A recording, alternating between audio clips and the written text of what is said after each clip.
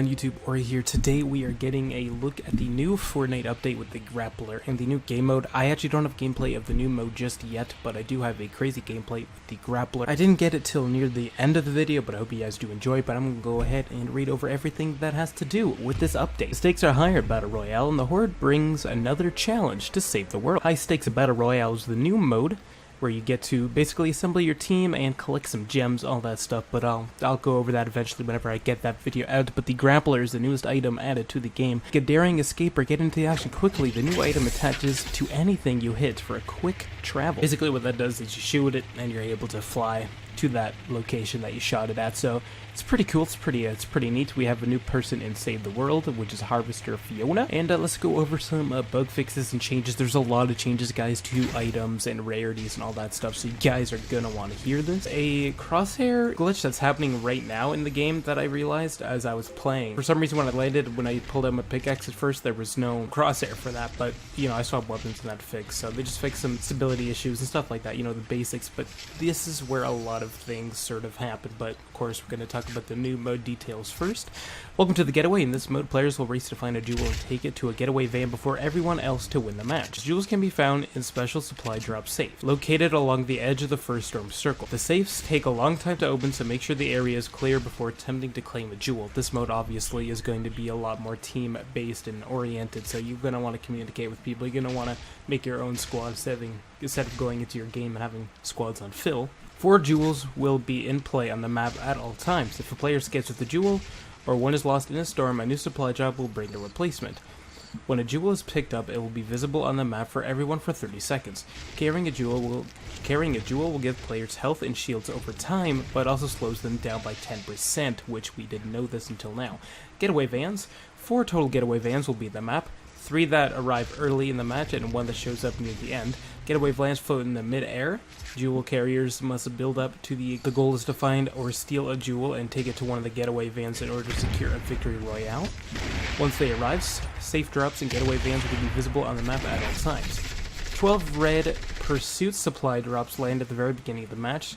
These carry a variety of long-range weapons and other items, and are the only way to obtain the new Grappler in this mode, so you're going to want to go for those new supply drops as well. Resource harvesting amounts increased by 50%. Only rare weapons or higher will be found in this mode. That's pretty cool, actually.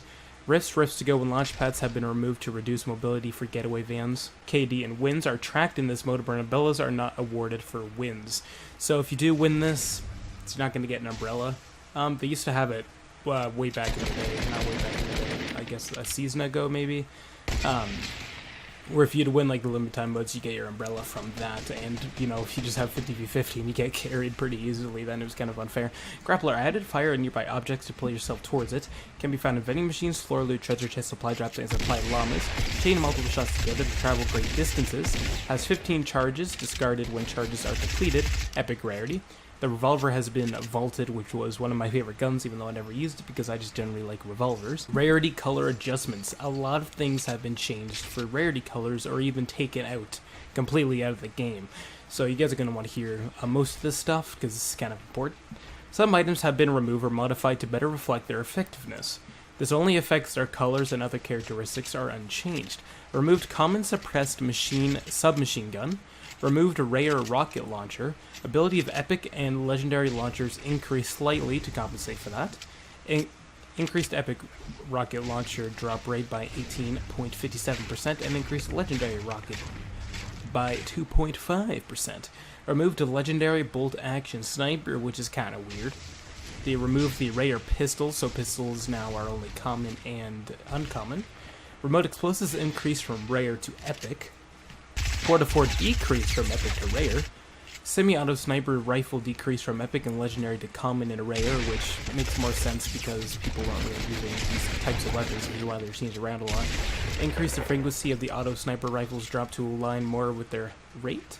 Increased uncommon sniper rifle drop rate by 9.29 and increased the rare as well by the same amount. Dual pistols decreased in rarity from epic and legendary to rare and epic.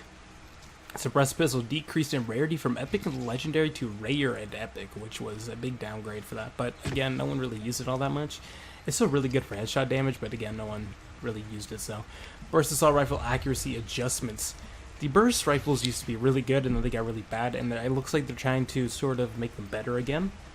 When holding down the trigger, the first 2 bursts are more accurate, so that way you're probably going to land more hits out of the 3. Because before I'd be like 1, and then the 2 would just kind of disappear into nowhere. Spread downside benefit increased from 35 to 40%, so I guess it makes it easier to, like a tighter spread, I'm assuming. Crouch spread benefit reduced from 25 to 20, so now when you crouch, you're going to have a lot more better accuracy. The jumping and falling spread penalty reduced from 25 to 10. So they're kind of making this so like it's better to ADS with this. Sprinting speed penalty reduced from 50% to 30%. So again, they're trying to make this so it's like hip fired mostly. Increase drop stack count for boogie bomb from 1 to 2, so now you get to hold 2 boogie bombs because it drops in 2. Increase maximum stack for Stinga Bomb, 5 to 6, which makes a lot more sense because it would drop in 3s and it would just make no sense when you have 5. And increase the maximum stack for Shield Potions from 2 to 3, which is going to change the meta for which you want to carry more, either it being more quick, mini shields or Shield Potions, or the big pots. And, it's going to change around. In the moving storm phases, when the storm reaches its destination, it will cause a surge of energy that destroys player-built structures located on the storm wall.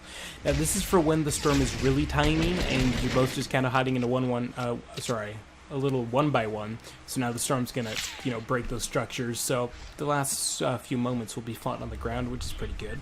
Motion controls now function uniformly across input types. I'm going to switch to mobile. That has nothing to do with me. Fix an issue causing supply drops landing effects to play twice in some circumstances. Fix inconsistencies with auto pickup. They improve some stuff for Nintendo Switch. Fix a large performance related to effects, also on Nintendo Switch, well, especially on Nintendo Switch. Boost volume of the remote explosive placement sound, so now you can hear them better when they are placed. Improve the quality of sound played when dropping from the bus on mobile and Nintendo Switch. Chests will now be easier to hear for other players. I don't think that was an issue before, but I guess they made that easier. Reduce the spam of item pickup bounce sounds when pickups are sliding down hills. Okay, it's not really too important. The emote picker is now available in the lobby, so now you can just choose your emote from the lobby, which is pretty cool. I found that out when I was going to play. Kind of cool. And then we have some bug fixes for item shops now show the item description, road trip 6 and 9 display the correct time value now, and just a bunch of other stuff. I'll leave the link in the description if you guys want to read the rest, but let's get into the gameplay, and I hope you guys do enjoy the rest of it. If you're watching this video right now, I am hosting a Fortnite V-Buck giveaway and a starter pack giveaway. If you guys want to enter, make sure you guys like the video, make sure you guys subscribe if you are new, and click the notification bell so you don't miss any videos, and make sure you guys share the video, and make sure you guys comment down below 1,000 V-Bucks or Ace starter pack. This will enter you in for which giveaway you want to enter. You can enter both if you really want to, and the more you comment on each video, the more likely your chances are to win. So make sure you guys are clicking that bell so you don't miss out.